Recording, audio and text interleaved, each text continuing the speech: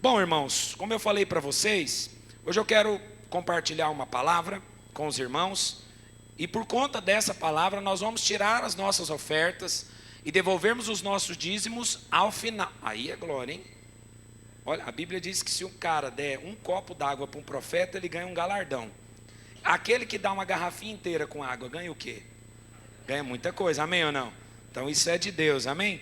Aleluia. Você sabe, eu preguei de manhã, estou pregando à tarde e estava num chá de panela.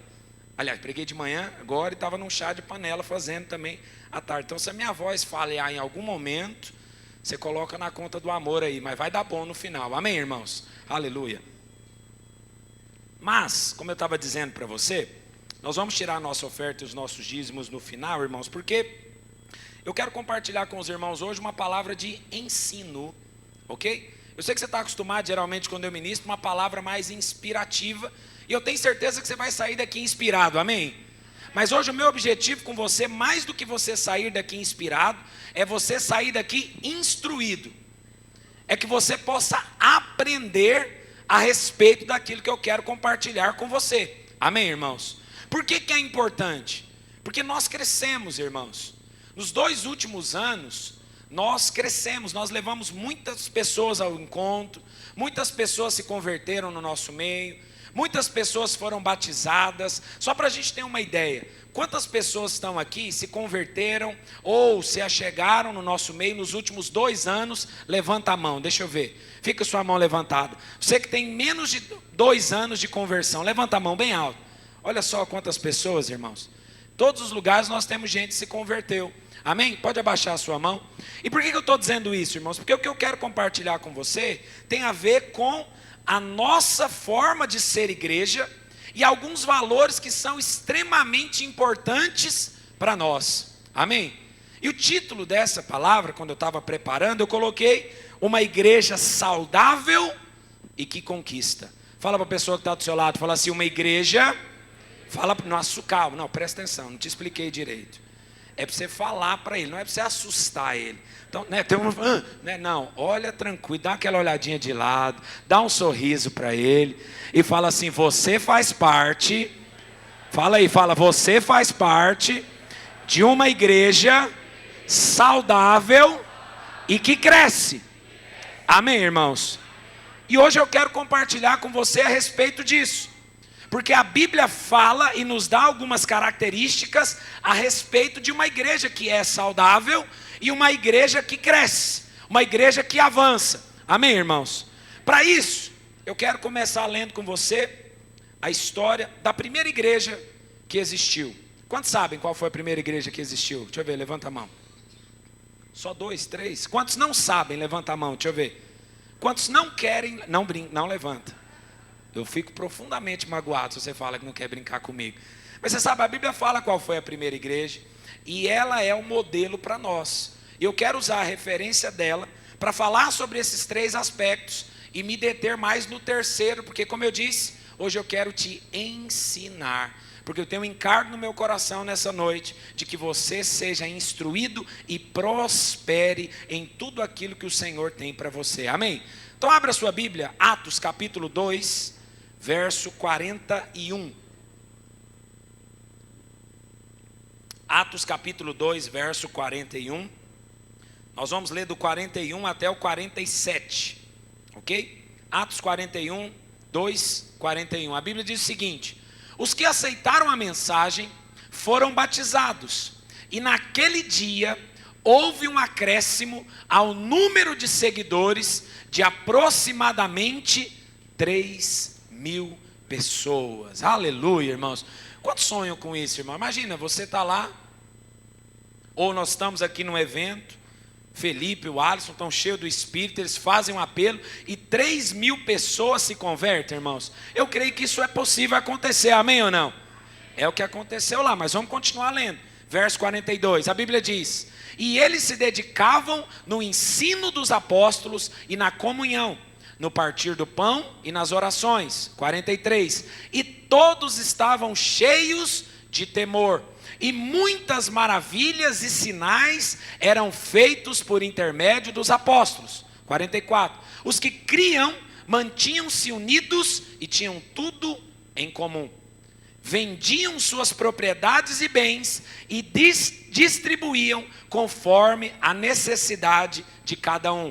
46, e todos os dias continuavam a reunir-se no pátio do templo, partindo um pão de casa em casa, e juntos participavam das refeições com alegria e sinceridade de coração. E o último, louvando a Deus e tendo a simpatia de todo o povo. E o Senhor lhes acrescentava diariamente os que iam sendo salvos. Diga amém. Aqui é o relato da primeira igreja. A primeira igreja fundada foi essa, chamada de Igreja Apostólica. Amém, irmãos? Ou a Igreja dos Apóstolos. E aqui, irmãos, tem 3 características muito importantes. Porque você concorda comigo que essa igreja foi uma igreja que cresceu, sim ou não? Você concorda comigo que essa igreja foi uma igreja saudável, sim ou não? Porque eu não sei se você sabe, essa igreja foi a igreja que destronou o Império Romano. O maior império que existia na época. E um dos maiores impérios de acordo com a história do homem. A Bíblia fala que foi a igreja que acabou com esse império. Está entendendo? Agora, o que essa igreja tinha que tornava essa igreja uma igreja prevalecente, saudável, que conquistava? Baseado nesse texto, eu quero compartilhar com você esses 3 aspectos. E como eu disse, me deter um tempo maior no terceiro, porque esse é o encargo no meu coração.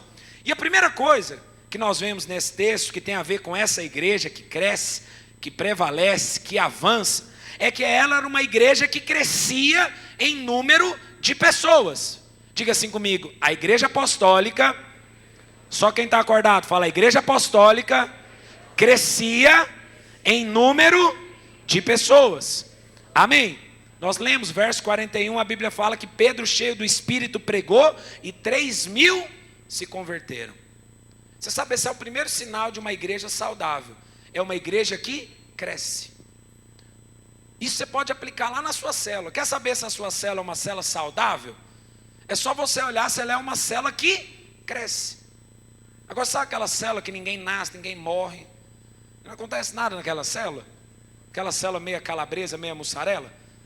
Sabe aquela célula? Não acontece absolutamente nada. Ela é uma célula que provavelmente não está saudável. Por quê? Porque não cresce. Quantos entendem isso? Então o primeiro sinal de uma igreja, de uma célula saudável, é uma célula ou é uma igreja que cresce em número de pessoas. Irmãos, glória a Deus por isso. Porque nesses 2 últimos anos, irmãos, nós quase que dobramos o número de pessoas na nossa igreja. Diga amém por isso. Irmãos, isso é poderoso. Nesse primeiro semestre nós fizemos 2 encontros. O primeiro, somando a jovens e adultos, nós estávamos em mais de 50 irmãos. E no segundo nós estávamos em quase 100 irmãos. Isso é poderoso, irmãos. Então isso é um sinal de que nós estamos caminhando na direção dessa igreja apostólica. Quantos creem nisso? Amém? Só que a Bíblia fala de uma segunda característica dessa igreja também. A segunda característica de uma igreja que é saudável, de uma igreja que cresce, que prevalece, é que ela é uma igreja que consolida. Põe no verso 42 para mim, querido, por favor. Olha o que diz a Bíblia. Eles se dedicavam ao ensino. O Felipe falou aqui para os irmãos. Nós vamos ter agora em julho, começando no dia 7 de julho e terminando no dia 29, o nosso curso de ceifeiros. E eu, como responsável do curso, eu quero fazer um convite para você. Nós somos uma igreja de ensino. Por quê? Porque você não tem problema com as coisas. Presta atenção. Acorda quem está dormindo aí agora, porque isso é importante você ouvir. Nós não temos problema com as coisas. Nós temos problema com a ausência de conhecimento a respeito da coisa. Quantos entendem isso? Quantos já tiveram algum tipo de problema na sua vida? Levanta a mão. Mas quando você descobriu como resolver o problema, seu problema permaneceu, sim ou não? Então qual foi o seu real problema? Foi a coisa? Foi a sua dificuldade em não compreender sobre aquilo. Quantos entendem isso? Então tem gente que fala para mim, obreiro, eu tenho muito problema com dinheiro. Eu falo, imagina, então me dá o seu dinheiro que eu resolvo seus problemas ontem. Nós resolve agora. O seu problema não é com dinheiro, é que existe algo a respeito de dinheiro que você não sabe. E o dia que você descobrir, você para de ter esse problema. Por isso que eu estou pregando para você hoje. Outros falam, meu problema é emocional. Eu falo, não, você não tem problema emocional. Porque imagina a sua vida sem as suas emoções? Parou para imaginar que coisa horrorosa? Você está no nascimento do seu filho, um dos dias mais felizes da sua vida. Aí chega alguém para te abraçar, parabéns, aí você está lá. Como diria o El Chan, depois de 9 meses você vê o resultado. Você é dessa época, né? Misericórdia. Ajuda os crentes, Jesus. Eu espero que seja dessa época, né? Aleluia. Ou o contrário, você está no velório, um ente querido seu faleceu, aí vem alguém te consolar, fala, puxa querido, meus sentimentos, aí você fala, é o ciclo da vida, né? A gente nasce, cresce, reproduz e morre, com a mesma cara. Imagina, eu correria de um cidadão desse, quantos aqui correriam também? Porque as emoções elas foram feitas para realmente dar cor à vida. Agora, quando eu não sei lidar com as emoções, aí ao invés de eu usar minhas emoções, é ela que me usa. Entendeu a diferença? Ao invés de eu sentir a emoção, é ela que me sente de vez em quando. Não sou eu que me sinto alegria às vezes, é ela que de vez em quando me deixa sóbrio, mas ela me toma. Quantos entendem a diferença? Então nós somos uma igreja de ensino.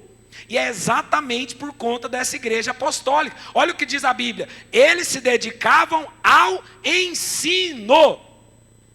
Essa é a segunda característica dessa igreja que permanecia e que conquistava, porque era uma igreja que se dedicava, edificava, consolidava. Que a Bíblia diz que eles dedicavam ao ensino, na comunhão, no partir do pão, nas orações. É o que acontece no discipulado, é o que acontece nas reuniões de célula, é o que acontece nos cultos de celebrações, é o que acontece nos cursos. Quantos estão entendendo?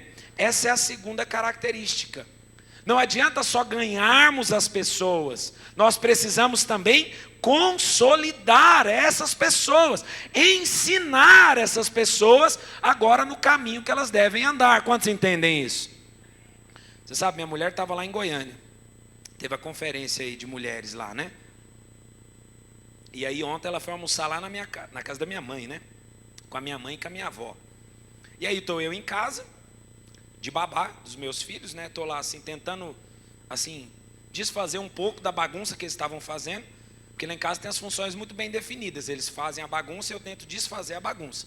Quando a mãe não está, né? Então, já ouviu aquela expressão? Quando o gato sai, o rato... Então, é quase isso. Você imagina, desde quarta. Não imagina não, irmão. Guarda a vida desse obreiro aqui. Aí estou lá tentando desfazer. Aí de repente meu celular toca. Chamada de vídeo da minha esposa. Aí eu atendi. Aí ela virou e falou assim, nossa, estou aqui almoçando com a sua mãe, com a sua avó.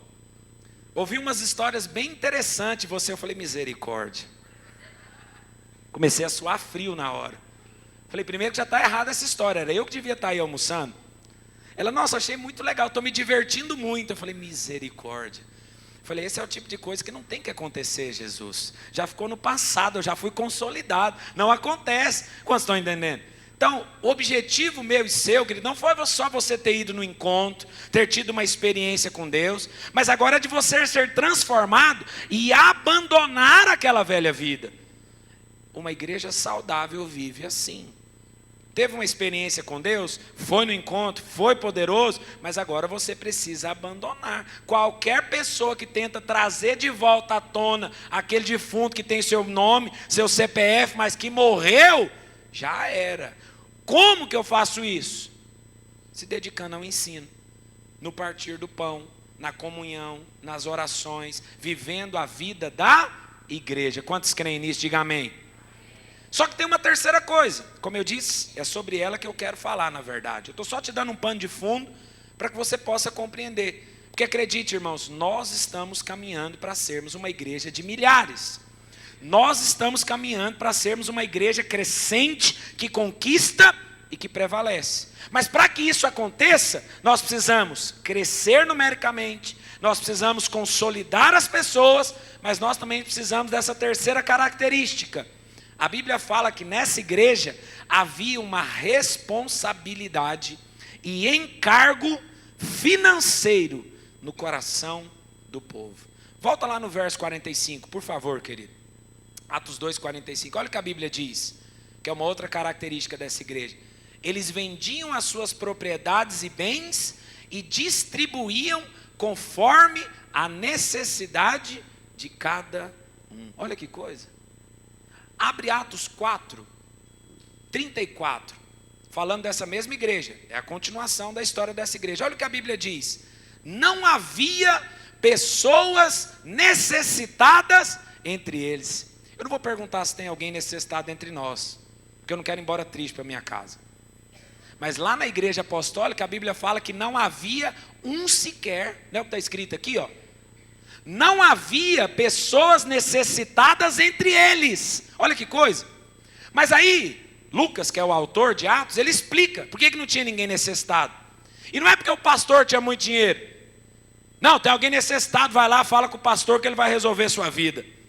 Não, vai lá, se está necessitado, vai lá, fala com o obreiro Filipe, que é um homem próspero, ele vai resolver o seu problema. Não, olha o que a Bíblia fala. Fala, pois os que possuíam terras ou casas vendiam e traziam o dinheiro da venda. Olha que coisa. A Bíblia fala que aqueles que tinham posses ou que adquiriam posses, eles vendiam. Isso não era uma responsabilidade dos apóstolos. Isso era uma responsabilidade da igreja. Então você está entendendo? Havia no coração dessa igreja, dos irmãos dessa igreja, um encargo. Um encargo pelo cuidado financeiro da igreja. Ouça, olha para cá. Nós só nos tornaremos uma igreja de milhares, irmãos, quando nós compreendermos que precisamos crescer, que precisamos cuidar, mas que precisamos também prosperar. Porque aqui tem algo interessante, irmãos. Eu não sei se você sabe, mas essa igreja que nós estamos lendo aqui, a igreja de Atos, ela predominantemente ela era composta por escravos. Sabia disso? Eram escravos. O Império Romano escravizou os judeus. Eu não sei se você sabe, até onde me consta, escravos, eles não têm posses. Sim ou não? Ou as que têm são muito limitadas. Agora é interessante que eu fico perguntando, da onde que eles arrumaram coisas para vender? Onde eles arrumaram essas coisas, esses bens, essas posses, essas casas, para que eles pudessem vender e distribuir entre os irmãos? E eu estava orando por isso, eu me lembrei de um exemplo na Bíblia, que eu penso que isso tem a ver comigo e com você. Você já ouviu falar de um homem chamado José? Sim ou não? Ele é conhecido como José do? Pois é, mas ele não é do Egito. Já parou para perceber? Ele é José de Canaã. Sabia disso? Quantos sabem? Não vou fazer de novo. Mas ele não é José do Egito, ele é José de Canaã. Ele é José de Jacó. Ele não é o José do Egito. Mas por que nós conhecemos ele como José do Egito? Porque Deus fez algo na vida dele lá no Egito que mudou completamente não só a história dele, mas mudou completamente a história do povo hebreu. Porque até aquela ocasião o povo hebreu não tinha lugar para habitar, porque Canaã estava em crise. Canaã estava em escassez, a ponto de Jacó ir lá no Egito e falar, pelo amor de Deus, nós precisamos comer alguma coisa. Nós precisamos arrumar alguma coisa para comer. Mas Deus tinha um plano, e é interessante que José, quando ele foi para o Egito, ele foi vendido como o quê, irmãos? Como o quê? Mas depois ele permaneceu nessa condição? Sim ou não? Deus mudou a condição dele de escravo para próspero. Sabe por quê? Porque Deus tinha um plano para o povo dele. E eu sinto liberar isso na sua vida, querido. Se você ainda é escravizado nessa área financeira, Deus vai mudar a sua sorte a partir de hoje. Porque isso não tem a ver com você, não tem a ver com o seu mérito, tem a ver com aquilo que Ele quer e vai fazer para o povo dele. Quantos creem nisso? Você pode até ter entrado escravo, mas Deus vai te colocar como governante daquela nação, para comandar e governar recursos que às vezes nem é seu, por causa daquilo que Deus quer fazer na vida da igreja. Amém, irmãos? Então hoje eu quero falar sobre isso. Eu quero falar com você sobre oferta. Você achou que eu estava acabando, né? Estou não. Você quer só um pano de fundo. Mas eu vou terminar no horário, fique em paz. Eu só te dei esse pano de fundo para que você possa compreender. Como eu disse, irmãos, nós estamos orando e edificando e trabalhando, dependendo de Deus para sermos essa igreja. Mas como eu disse, nós só vamos nos tornar essa igreja se essas três coisas estiverem bem alinhadas. Não adianta ganharmos muitas pessoas, não adianta consolidarmos essas pessoas, se nós não crescermos também no que diz respeito a recursos, a finanças. E hoje, irmãos, eu quero falar com você sobre isso, porque talvez o diabo coloca alguns sofismas na sua mente, algumas mentiras, alguns enganos. É muito comum, às vezes, nós vemos irmãos falando: nossa, igreja não é lugar para falar de dinheiro. Eu falo: oxe, como não? E nós vamos falar de dinheiro aonde? Já ouviu essa conversa? Ou então você entra lá, o pastor vai falar de dinheiro. Sabia, não tem um mês que nós não vamos falar disso. Não, irmão. Você sabe, ao final dessa palavra você vai entender que a oferta e o dízimo, na verdade, é bênção para você. É uma oportunidade de você ser abençoado. É uma oportunidade de você crescer nesse aspecto que Deus estabeleceu para você. Amém, irmãos? Mas nós precisamos mudar esses paradigmas, quebrar esses sofismas. Então, aqui na igreja, irmãos, é lugar sim de nós falarmos e ensinarmos sobre isso. Porque para nós crescermos, para nós conquistarmos, nós precisamos de condições espirituais, ou seja, a palavra, a unção, o favor de Deus. E nós já temos, irmãos, nós já temos uma palavra. O Senhor já falou, nós vamos ser uma igreja de milhares, diga amém. Deus falou, o Senhor tem nos dado uma unção, o Senhor tem derramado favor, as pessoas têm se achegado. Não ache que aquilo que eu e você temos feito é obra natural, irmão. Não é, não é. As células têm crescido, pessoas têm vindo. Você sabe, é difícil termos um culto que nós não temos visitantes. É difícil termos células que nós não temos visitantes. E a grande maioria dessas pessoas, de alguma maneira, elas estão sendo consolidadas. Nós vamos ter aí o batismo no dia 12 dos jovens da rede do Felipe. E o meu batismo dos irmãos da minha rede vai ser no dia 6, depois da festa da colheita, de manhã. Então nós vamos batizar, estamos com uma expectativa aí de mais de 60 pessoas para serem batizadas nesse batismo. Olha que bênção, irmãos. Tem acontecido. Agora, eu e você precisamos crescer nesse aspecto também, que é o aspecto natural. Qual é o aspecto natural? Nós já temos a palavra, nós já temos a unção, nós já temos o favor, mas agora nós precisamos nos apropriar daquilo que o Senhor já disse, daquilo que o Senhor falou. Quantos entendem isso? Isso é uma maneira prática, isso é uma questão prática. Outro sofisma com relação à oferta, que é muito comum, irmãos, é muitos irmãos pensarem o seguinte: ofertar e dizimar é para quem tem recurso. Já pensou assim? Eu me lembro quando eu me converti, há mais de 20 anos atrás, eu pensava assim. Eu era o irmão do quando? Sabe o irmão do quando? Conhece o irmão do quando? Falava, quando eu tiver dinheiro. Tudo era quando ou se. Mas você sabe, eu quero ler um texto com você, que eu confesso para os irmãos que eu sempre li e nunca tinha me atentado para isso. Mas lendo ontem esse versículo, eu achei assim, bem pertinente para aquilo que nós estamos falando. Projeta para mim, 1 Coríntios, capítulo 16, verso 2. 1 Coríntios 16, verso 2. Olha que versículo poderoso, irmãos, o apóstolo Paulo estava falando. No primeiro dia da semana, olha que poderoso, irmãos. Qual dia? Qual é o primeiro dia da semana? Que benção. Que dia é hoje? Então é para você, e é hoje. Está escrito, não sou eu. Está lá. Você tem que ficar nervoso com a Bíblia, não comigo. No primeiro dia da semana, cada um de vocês separe uma quantia de...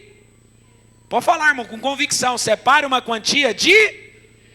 Olha que coisa, a Bíblia faz questão de assim, ela poderia dar uma floreada.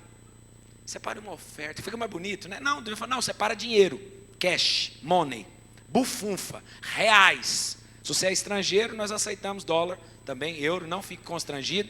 Essa maquininha nossa, se falar o CPF de 3 em 3, ela pega. Então fica tranquilo, ela é treinada já. A Bíblia fala, separe uma quantia em dinheiro, de acordo com a sua renda. Olha que coisa. Aqui está falando que só quem tem dinheiro no primeiro dia da semana é para separar, irmão? Sim ou não? Só quem tem mais recursos é para separar, sim ou não? Quem é para separar? Fala todos assim comigo, todos. Fala assim comigo, todos. Então, tá vendo? Mas nós temos uma leitura errada. Nós achamos que quando nós tivermos, nós vamos ofertar. Mas deixa eu falar um negócio para você. O ensino da Bíblia e o ensino de Jesus é contrário a esse sofisma. Porque Jesus não disse, quando você tiver muito, eu vou te colocar mais muito para você abençoar. Isso que está escrito lá. O que Jesus falou? Seja fiel no... Porque aí você vai permanecer no pouco? Porque sobre o muito eu vou te... Então, em nome de Jesus, querido, você está aqui me ouvindo hoje. Como eu falei, nós temos muitas pessoas novas no nosso meio. E muitos antigos, com a mentalidade antiga. Em nome de Jesus, hoje você vai mudar a sua mentalidade. O ensino da palavra de Deus é, seja fiel no pouco. Porque você fica pensando, mas o que esse pouquinho aqui meu vai mudar? Daqui a pouco eu quero te ensinar o que é oferta e você vai ver. Ah, mas isso aqui não vai mudar nada. A realidade, pode não mudar a realidade financeira de um lugar, mas muda a sua realidade. Porque se você for fiel no pouco, Deus vai te colocar no muito. Então escolha hoje, querido, ser fiel. Saia desse engano de que dizimar e ofertar é para quem tem dinheiro, é para quem tem recurso, é para quem pode. Ofertar e dizimar é para todos. Quantos dizem amém por isso? Outra coisa, irmãos, outro sofisma, né? Que é muito comum, é acharmos que oferta e dízimo tem a ver com recurso. Esse talvez seja o mais sutil. É você achar que ofertar e dizimar tem a ver com o seu dinheiro. Claro que de maneira prática você vai entregar o dinheiro. Mas oferta e dízimo não tem a ver com o dinheiro necessariamente. Eu quero ler isso com você. Projeta para mim Mateus capítulo 6, verso 21. Mateus capítulo 6, verso 21. Olha o que a Bíblia diz. Pois aonde estiver o seu tesouro, ali também estará o seu dinheiro. É o que está escrito? Sim ou não? Ali também estará o seu recurso, sim ou não? A Bíblia diz que ali também estará o seu. Então oferta, querido, não tem a ver com valor. Oferta tem a ver com coração. É por isso que o apóstolo Paulo, lá em 2 Coríntios, diz, olha, ninguém dê por tristeza ou por necessidade, mas dê com alegria, segundo tiver proposto no seu... Está entendendo a lógica? Ofertar e dizimar não tem a ver com valor. Ofertar e dizimar tem a ver com coração. Então quando eu oferto, eu não oferto porque eu tenho pouco ou porque eu tenho muito. Quando eu oferto, eu não oferto porque eu tenho, sobrou ou deixou de sobrar. Quando eu oferto ou quando eu dizimo, eu faço isso porque isso é uma atitude do meu coração. Só que aí às vezes, irmãos, eu tenho certeza que aqui em São Paulo vocês não falam isso, mas lá em Goiânia eu ouvia muito, Felipe, essa frase. Os irmãos, eles não faziam parte disso, aí eles viravam para a gente e falavam assim, sabe o que é, meu líder? É que assim, Deus sabe do meu coração. Já conhece essa frase? Aqui não, né, Rafa? É só lá, né? Deus conhece o meu coração. Um dia eu falei para o irmão, falei, conhece meu irmão, quem precisaria conhecer o seu coração é você. Porque a Bíblia diz que o seu coração e o meu é corrupto e enganoso. E Deus já sabe disso, por isso que Ele escreveu na Bíblia. Quem não conhece o seu coração é você. Deus conhece. Por isso Ele fez questão de contar como é. Está entendendo, querido? Então ofertar tem a ver com uma disposição do seu coração. Oferta não é uma questão de valor. Oferta é uma questão de coração. Agora, se ofertar, dizimar, não é uma questão em primícia, ou em primeiro momento de valor, de recurso, de bens, o que significa ofertar e dizimar? Quais as implicações disso na minha vida? O que esse ato significa de ofertar e dizimar? Hoje eu quero te ensinar 4 coisas. Quantas coisas, irmãos? Como eu te falei, hoje é um culto de ensino. Você vai sair daqui instruído. Eu quero te ensinar 4 coisas que acontecem, que simbolizam o seu ato de ofertar e de dizimar. E no final, você vai ver que não tem a ver com pastor, com igreja querer o seu dinheiro, mas tem a ver com aquilo que você crê e com aquilo que você serve. E a primeira coisa, querido, é que ofertar e dizimar é um ato ou uma expressão de adoração. Projeta para mim. Na verdade, pula 3 versículos. Mateus 6, 24. Olha o que a Bíblia diz aqui, ó. Olha para cá, irmãos. Lê lá, na verdade. Ou então olha aí na sua Bíblia, né? Ninguém pode servir a 2 senhores. Pois odiará um e amará o outro. Ou se dedicará a um e desprezará o outro. Vocês não podem servir a Deus e ao dinheiro. Eu sei que a normalidade nossa é pensar que o concorrente de Deus é o diabo, sim ou não? Não é mais ou menos, pelo menos eu fui pequenininho, eu aprendi que o principal oponente, se é que Deus tem oponente, era o diabo, né, Gislaine? Mas é interessante que aqui Jesus vem e só coloca 2 deuses na parada. Um é o próprio Deus, o único e verdadeiro Deus, amém? Só que o segundo, que ele abre como concorrente, não é o diabo. É quem? O dinheiro. É por isso que a Bíblia diz que o amor ao dinheiro é a raiz de todos os... Que coisa? Não o dinheiro é a raiz dos males, o amor ao dinheiro. Pega um problema que você passou. Pega um mal que você passou. Se você for ver, a raiz disso, de acordo com a Bíblia, é o amor ao dinheiro. Pode ver. Esses dias eu estava conversando com, já tem alguns meses na verdade, eu estava conversando com um irmão, e aí, o que acontece? Surgiu uma oportunidade para ele, e ele estava conversando comigo, de fazer lá um investimento, que era bênção para ele, para a família dele, mas implicava em investir um certo valor naquilo. E aí ele não fez.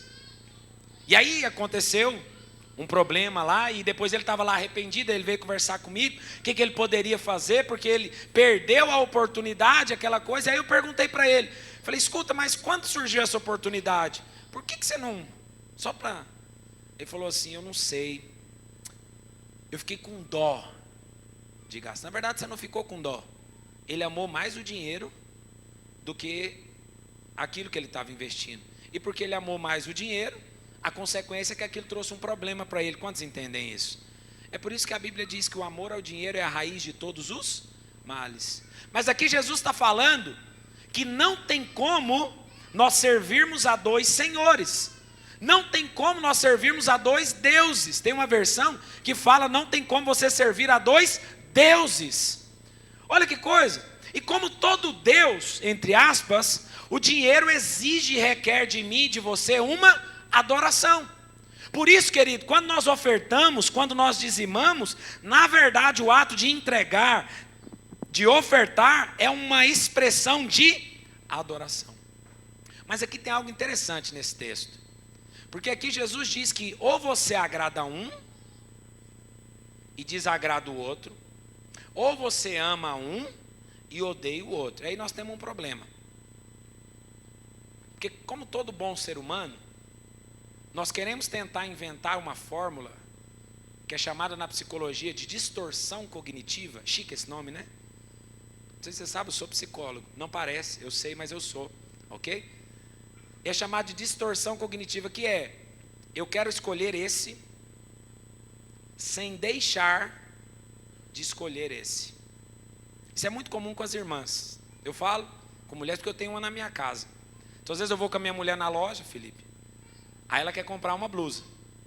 Aí ela entrou na loja. E você sabe, todo bom vendedor, ele nunca te traz a blusa que ela quer comprar. Deve ser um demônio que atua nas lojas, né? Não, só pode, que eu fico pensando, gente, era essa que eu pedi. Não é assim? Loja de sapato também. Ela viu lá um sapato, ela fala, eu quero esse, tamanho 37. Aí a moça vem com um carrinho, com um monte de caixa. Eu falo, oi, moça, escuta, é só um? Não, é porque tinha um outro. Eu falei, miserável. Ou angústia que me dá, irmãos. Aí você sabe, funciona. Aí ela fica lá. Aí ela vai eliminando esse não, esse muito alto, esse muito baixo, esse muito cheguei, esse muito discreto. Sempre sobra 2. Não, depois já de muita insistência fica 2, sim ou não? Aí ela fica lá. Aí eu falo, amor, Jesus disse, não é possível servir a 2 sapatos, ou a 2 senhores. Não é possível servir, porque ou você vai agradar um e odiar o outro, ou você vai... Está entendendo? Não tem como, mas aí ela fica, mas então eu vou levar esse. Aí ela pega, aí de repente ela dá uma olhadinha para o lado e fala, mas esse aqui ficou tão bom. Conhece essa conversa? É o que não, aqui não tem não, né? Não, né? Então eu estou mais sossegado que é só comigo então. Por que nós fazemos isso? Olha para cá, irmãos. Porque isso tem a ver com a nossa natureza caída. Mas Jesus vem e corta a raiz disso. Não tem como você servir ao dinheiro sem desagradar a Deus. Então quando você não oferta e quando você não dizima, não tem neutralidade, irmão. Isso não é para gerar condenação, mas eu só estou ensinando o que Jesus falou. Não tem essa de eu não entrego, eu não dizimo e Deus está... Não, porque Jesus falou, ou eu agrado um e desagrado o outro, ou eu amo a um e odeio o outro. Não tem como eu escolher aqui e agradar aqui. Quantos estão entendendo o que eu estou falando? É por isso que ele falou, escolhe quem você vai adorar. Você tem duas possibilidades. Uma sou eu, e outra é o dinheiro. Aí você escolhe. Entende, irmãos? Deus não vai amar mais você por você dar. E nem deixar de amar você se você não der. Mas você sabe, tem um negócio interessante, irmãos. O Senhor falou comigo, na verdade falou hoje à tarde. Nem falei no culto da manhã isso. Porque depois eu fiquei meditando ainda mais na palavra. Quando Jesus foi ser batizado, isso não tem a ver aqui com oferta, mas tem algo muito poderoso ali no batismo de Jesus. Você conhece a história? Ou não? Não vou te contar. Quando Jesus é batizado ali por João Batista, a Bíblia diz que João Batista batiza Jesus, né? Mergulha ele e sobe. A Bíblia fala que desce o Espírito Santo em forma de pomba sobre Jesus, ele é cheio do Espírito. Os céus se abrem e uma voz, que é Deus Pai, dizendo, esse é o meu filho, mas parou ali, no qual eu tenho todo o meu. Eu fiquei pensando muito, falando, puxa vida, mas se ele já é amado, então logo eu tenho prazer nele, sim ou não? Pois é, mas não é assim. Tem como nós amarmos e não sentirmos prazer naquilo.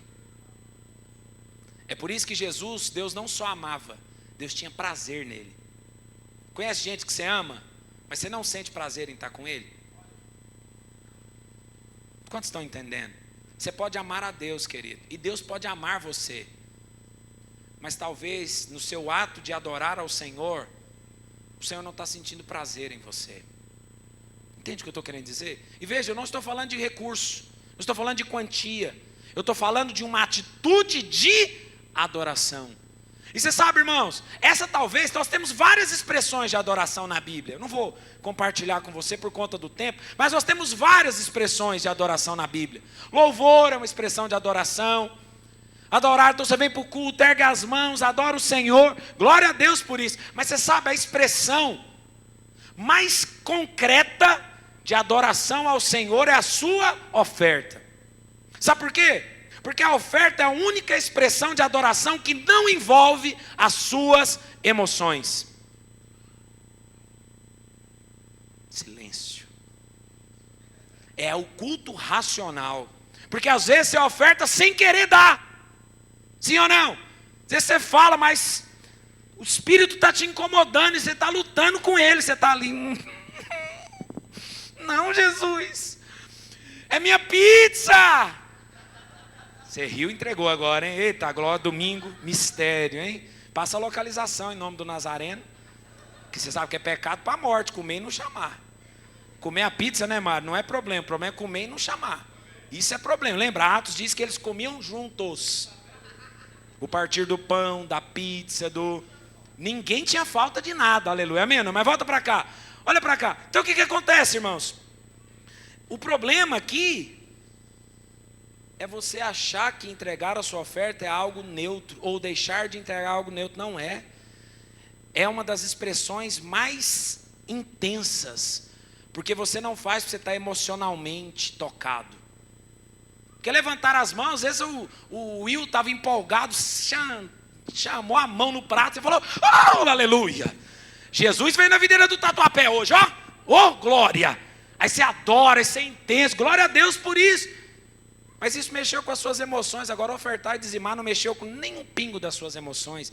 Talvez você está lutando contra elas, mas quando você decide se levantar e fala, eu não faço porque eu quero, eu faço porque eu amo ao Senhor. Você sabe, eu pago as contas lá da minha casa. Quantos pagam a conta da sua casa? Diga amém. Você sabe, eu não pago porque eu quero. Vou falar baixinho para você não ficar escandalizado. Eu não pago porque eu quero. Eu não sinto assim aquela... Sabe aquele, eu vou lá no... Ô glória, vamos pagar Enel, aleluia. Não vou não, irmão, tem que te confessar. Mas você sabe por que eu pago? Eu pago porque eu amo a minha casa. Eu pago porque eu amo a minha esposa. Eu pago porque eu amo os meus filhos. E por amor a eles eu tenho um compromisso. Quantos estão entendendo? Ofertar, querido, é uma expressão de adoração. Você escolhe quem você vai adorar. Eu fiz a minha escolha. Agora eu estou te convidando você a fazer a sua. Jesus disse, não tem como eu amar o dinheiro sem desagradar o Senhor. Não é possível, está aqui, ó. Não tem como eu deixar e abandonar e viver amando o dinheiro e achar que o Senhor vai sentir prazer naquilo. Não vai, porque a Bíblia diz que ele vai ser desprezado. Ninguém sente prazer em alguém que o despreza. Forte isso, né? Ninguém sente prazer em alguém que o despreza. Ele pode amar você, mas não sentir prazer em você. Que o Senhor mude sua mentalidade hoje, irmãos. E que você possa entender que ofertar é um ato de adoração. Quantos entendem isso? Essa é a primeira coisa. Segunda, são 4, tá? Já falei, mas para você não ficar ansioso, angustiado. Até que hora que esse goiano vai, mas eu vou acabar. Mas a segunda coisa é que ofertar e dizimar é uma responsabilidade de todo o povo. Projeta para mim 1 Crônicas. Crônicas é CR. 1 Crônicas 29, verso 3. 1 Crônicas 29, verso 3. E depois o verso 6, tá? Depois. 1 Crônicas 29, 3 diz assim: além disso, pelo amor ao templo do meu Deus, agora eu entrego das minhas próprias riquezas, ouro e prata, para o templo do meu Deus, além de tudo o que já tenho dado para este santo templo. Segura aí, daqui a pouco você põe no 6, segura. Aqui, irmãos, talvez você não está familiarizado com essa história, eu vou te contar. Aqui é quando Deus fala para Davi que o templo iria ser construído. O templo de Salomão, não é o do Braz. É o lado que foi destruído, que vai ser reconstruído, diz a Bíblia. Só que aí Davi tinha um desejo no coração dele. Qual o desejo? De fazer uma casa para Deus. Davi começou a olhar e falou, puxa vida, eu tenho um castelo tão grande. Eu tenho casa, eu tenho lugar para morar. As pessoas também têm. E o Senhor não tem casa. Preciso fazer uma casa. Aí Deus vira para Davi e fala, como é que a gente fez saber que eu queria uma casa? Isso é uma boa coisa, mas você é um homem de guerra, você tem sangue nas mãos, você não vai construir casa não. O seu filho vai.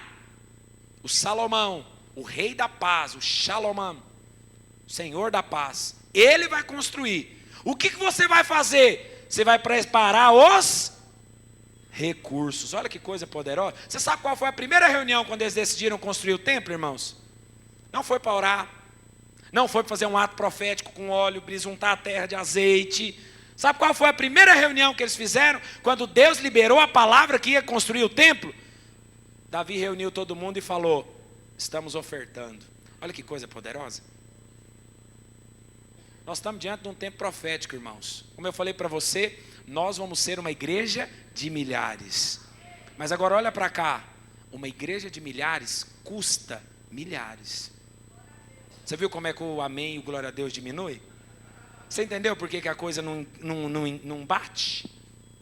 Quando a gente fala, nós vamos ser uma igreja de milhares. Não, você não, pelo amor de Deus, vamos voltar. Nós vamos ser uma igreja de milhares.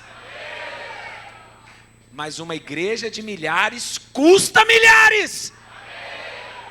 É porque eu te dei a cola, por isso você ficou empolgado. Mas você está entendendo a lógica? Agora presta atenção, Deus vai prosperar você.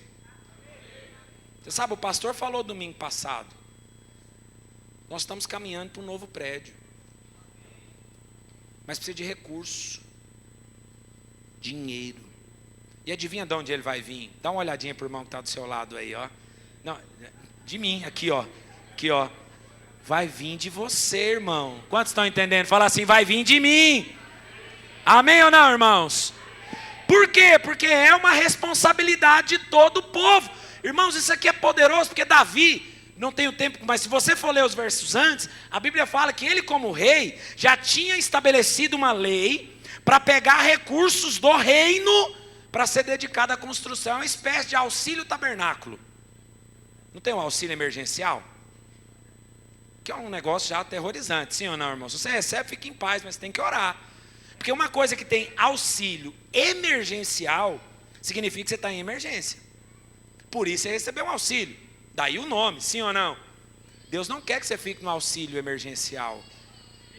Nem auxílio nenhum. Deus quer que você auxilie os outros. Amém ou não, irmãos? Esse é o plano de Deus para você. Só que Davi já tinha feito. Davi liberou recursos do reino para construir o templo. Mas aí depois que ele libera, porque vamos ser honestos, irmão. Eu fiquei pensando, eu estava lendo essa história, eu fiquei pensando, falei, puxa vida. Imagina a tentação do rei. Porque o dinheiro está indo lá já. Não é o meu, mas é da galera. Eu já mandei os IPTU tudo para lá. E seria bom, sim ou não? O povo ia falar, pô, esse rei é bondoso, mudou a lei para construir a igreja. Pois é, mas ele falou, isso não é suficiente. Esse recurso não é meu. Por amor à casa de Deus, eu vou pegar do que é meu, das minhas próprias riquezas, e vou contribuir. Sabe por quê? Porque Davi sabia, havia um encargo no coração dele, de que ele deveria, por fazer parte, contribuir. Aí você fala, é porque ele era o rei, ele era o líder. Vai no verso 6 agora. Olha o verso 6, olha o que diz a Bíblia. Então, logo depois disso, os chefes das famílias, poderoso. Quantos chefes de família tem aqui? Diga amém. Você deu um amém meio não querendo agora, né? Você fala, amém. Não, já. Aquele amém assim, angustiado. Agora o cara grita, vai cabeça. Vai agora, olha aí, ó. Os chefes de família, líderes das tribos, comandantes de 1000, de 100, oficiais encarregados, todos, diz a Bíblia, ofertaram espontaneamente. Uau! Então ofertar é para alguns, irmãos, sim ou não? Ofertar é para todos. Você faz parte do povo. Deus está edificando algo. Por isso há uma santa responsabilidade na minha e na sua vida de contribuirmos com aquilo. Você sabe qual é a atitude mais, assim, a certeza ou a atitude mais concreta de que alguém realmente entrou em algo? É quando ele investe dinheiro. Sim ou não? Então, semana passada, foi da retrasada que eu falei do cara que perdeu. Na semana passada eu estava conversando com outro irmão. E ele estava me falando de uma oportunidade de um negócio, de revenda, que surgiu. E aí, eu estava conversando com ele, e ele falou, poxa, o que você acha? Queria ouvir o seu conselho e tal. Oportunidade é essa e tal, o negócio é assim, é assado, é desse jeito, tem oportunidade disso, daquilo outro. Papapá, eu falei, ok, qual é a condição? Adivinha qual era a condição? Pagar. Eu preciso investir X. Eu peguei e até brinquei com ele, falei, nossa, interessante, experimenta falar para o seu coordenador, supervisor, esse líder de área, apertar a mão dele e falar assim, olha, eu não vou te dar o dinheiro agora não, mas olha, quero que você olhe aqui na biloquinha do meu olho, aqui, olha aqui, ó. Estou te dando a minha palavra que vai dar certo. Você acha que o coordenador aceitaria? Eu lá, quero sua palavra. Por quê, irmãos? Porque a prova de que você vai entrar é quando você paga. Silêncio, né? E aí, eu me lembro do meu amado pastor Naor Pedrosa, ele tem uma frase que eu gosto muito. Falou ela para mim há muitos anos atrás, que ele diz o seguinte, o que você faz, fala tão alto, que eu não consigo ouvir o que você está falando. Vou repetir, o que você faz, fala tão alto, que eu não consigo ouvir o que você está falando. Sabe qual é a prova cabal de que você está envolvido? É quando você oferta. Estou envolvido, pastorzão, conta comigo. Ixi, ó, até depois da guerra, estamos. Bom, nós estamos com um desafio. Sabe como é que é, né? Está entendendo, querido? A prova de que você está dentro é quando você... Não é assim quando você vai fechar um negócio. Você vai comprar um carro, você vai financiar algo. O que você precisa fazer? Eles chamam de sinal. Qual é o sinal? É a sua palavra? Sim ou não? Você pode até ter falado para ele, mas se você não fizer o Pix na conta dele lá, irmão, seu sinal não vai chover. Quantos entendem? Então a segunda coisa, querido, é que ofertar é uma responsabilidade de todos. Uma igreja saudável, irmãos, uma igreja que cresce, é uma igreja onde todos ofertam. É uma igreja onde todos entenderam o valor do dízimo.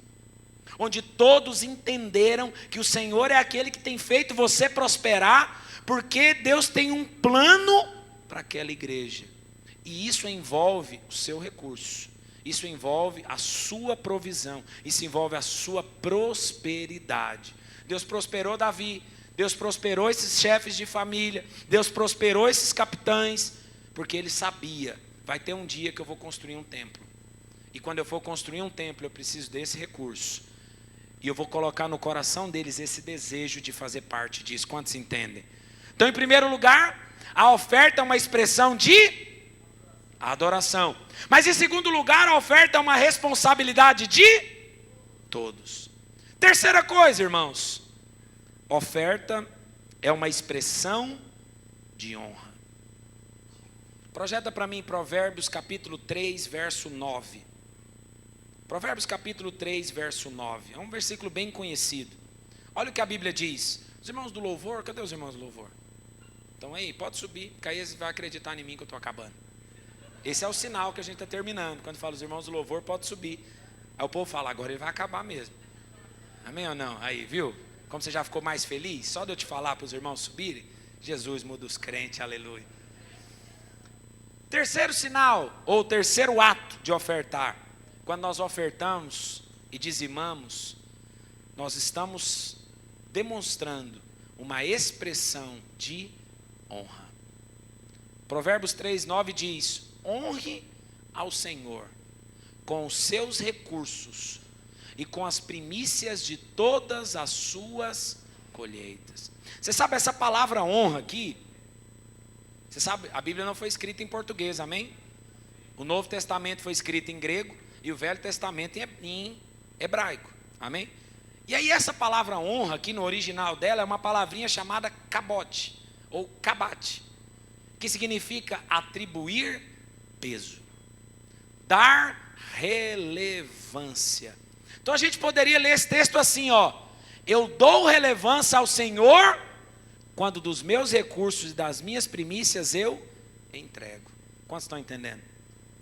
Eu dou peso ao Senhor, eu dou relevância ao Senhor quando eu pego das minhas primícias, dos meus recursos e entrego para o Senhor. Então a terceira coisa, irmãos, da sua oferta e da minha oferta, é que não é simplesmente um ato de vir e entregar, é oferecer honra.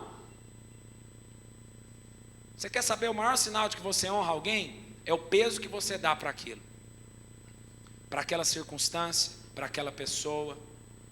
Então quando domingo após domingo você vem ofertar, você está dando peso, você está atribuindo valor ao Senhor, que não é valor monetário, é valor de quem você está servindo. Você está atribuindo relevância ao Senhor. Quantos entendem? Que até agora eu não falei de quantidade de recursos, mas eu estou te ensinando o poder da oferta e do dízimo na sua vida. Como eu falei, isso não é para gerar condenação em você, irmãos. Eu não quero isso. Mas eu não posso deixar de ensinar você os prejuízos que você tem quando você não vive essa prática. Porque o maior sinal de honra de alguém, querido, segundo Salomão, que eu não sei se você sabe, foi o homem mais sábio que passou por essa terra, depois de Jesus. Ele diz que se eu quero dar relevância, eu preciso pegar dos meus recursos e dar. Você sabe, quando eu estava preparando essa palavra, que o pastor pediu para ministrar sobre esse tema, eu estava orando, Senhor, quais aspectos eu vou compartilhar, o que eu vou colocar?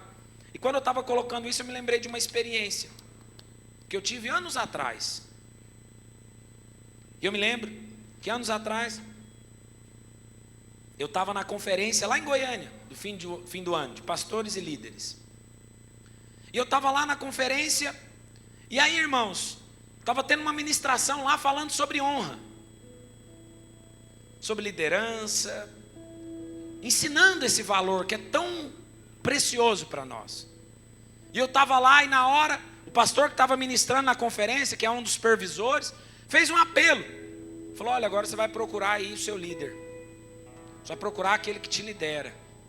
E você de alguma forma vai expressar honra na vida dele. Irmão, você sabe, eu sou daqueles que responde apelo. Então você me perguntou apelo, eu falei: eu estou dentro, vamos embora. Eu sou aquele que responde apelo, eu não perco, porque eu sei que é para mim aquilo. E aí eu fui, aí procurei, não estava sentado próximo do nosso pastor, fui atrás dele. Só que na hora que eu estava no caminho, eu já fui pensando: bom, vou chegar lá, vou dar um abraço nele, né, vou renovar a minha aliança, eu vou falar: pastor, conta comigo, estamos juntos. E o Espírito Santo falou... Eu falei: por que não? Eu já sabia o que o Espírito ia fazer. Esse negócio de balançar copinho no dia da ceia é muito bom. Uma aliança, somos corpo, a gente canta, né? Isso é maravilhoso, irmãos. Mas segundo a Bíblia, você quer dar relevância para alguma coisa? Põe a mão no seu bolso e coloca o que está escrito lá, ó, capote. Quer dar relevância para alguma coisa? Pega do recurso que você tem e dá. E aí estou no caminho, o Senhor falou: pega o que você tem, todo o valor que está com você.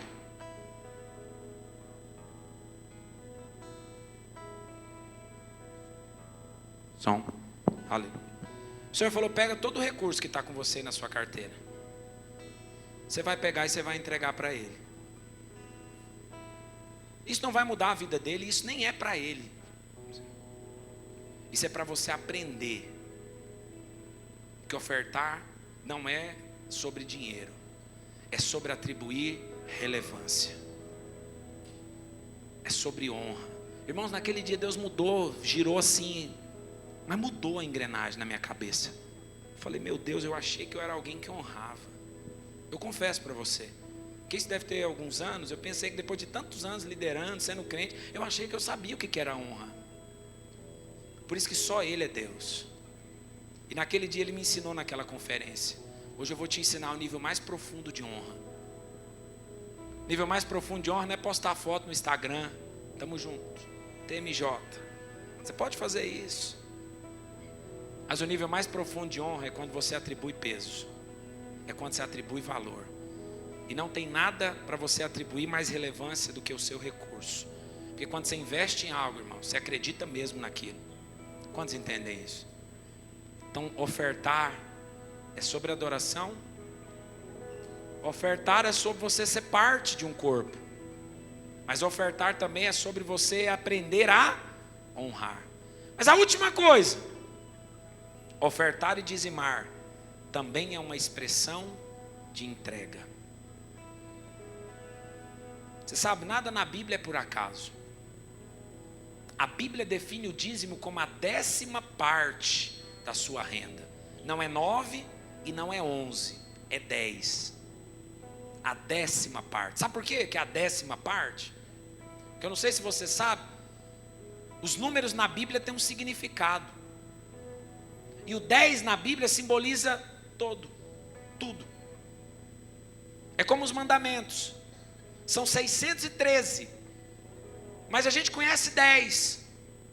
E se você cumprir os 10, você está cumprindo todos os outros. Porque é um princípio espiritual. Se eu cumpro esses, eu cumpro todos. Quando Deus te convida a devolver o dízimo, que é 10%, dos 100% que Ele te deu, Ele recebe como se você estivesse dando de volta tudo para Ele. Vê se isso não é muita graça de Deus, irmãos. Ele te deu tudo. Porque a Bíblia diz em João 3,27 que nada tem o homem se do céu não lhe for dado.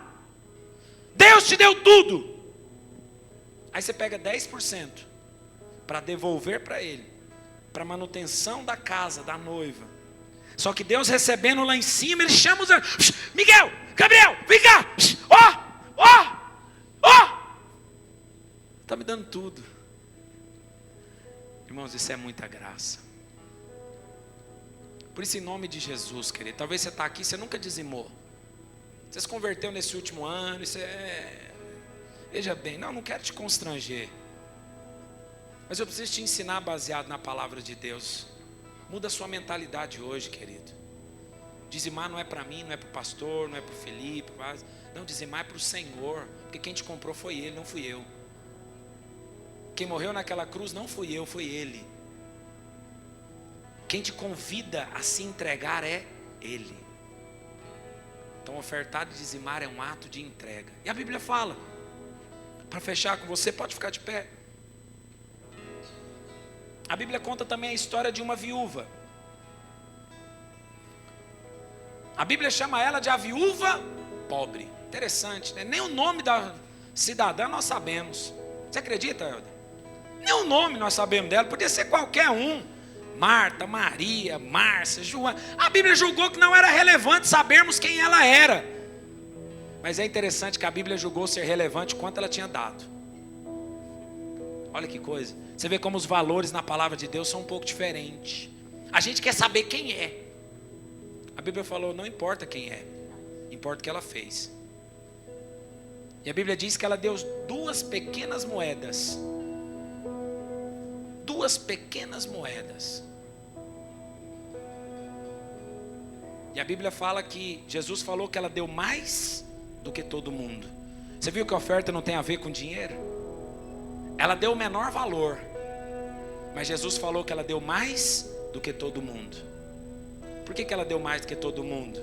Porque aquela mulher, de alguma forma, ela entendeu, a minha oferta é uma entrega. Porque Jesus falou, ela deu tudo o que ela tinha. Só dá tudo que tem quem confia no Senhor. Só dá tudo que tem quem entendeu e se entrega ao Senhor. E hoje, querido, meu apelo com você é muito simples. Como eu falei, meu objetivo e meu encargo com você hoje é desafiar você. É desafiar você a quê? A dar uma oferta especial hoje? Não. Meu encargo com você é desafiar você a renovar a sua mente. E de que você possa, a partir de hoje, ser alguém fiel com seus dízimos e com as suas ofertas. Porque isso não tem a ver com recursos, isso não tem a ver com dinheiro, isso não tem a ver com lei, isso não tem a ver com condenação. Isso tem a ver com uma expressão de adoração. Isso tem a ver com você fazer parte do corpo. Isso tem a ver com honra. Isso tem a ver com entrega. Mas eu quero dizer para você, ainda que você não faça, vai ter aqueles que vão fazer. Sabia disso? Então você se converteu aqui, talvez você nunca ofertou, nunca dizimou, mas todo domingo você vem aqui, ninguém te impede de entrar, sim ou não, irmãos? Você senta na cadeira confortável, você desfruta do ar-condicionado, você recebe uma palavra que te abençoa, sim ou não, irmãos? Porque Deus nunca vai deixar faltar. E se você ouvindo hoje falar, não quero, não é para mim, está tudo bem, irmãos, está tudo certo. Sempre vai ter aqueles que são fiéis. Mas o meu convite hoje para você é para que você se torne um desses. Não por causa do seu dinheiro, mas por causa da sua adoração. Por causa de quem você decidiu agradar. Por causa daquele que você decidiu honrar. Porque você entendeu que você faz parte do corpo. E você quer se entregar. Por isso, querido, hoje, enquanto nós louvamos ao Senhor com um cântico, antes de entregar o seu dízimo e a sua oferta, eu quero que você ore ao Senhor.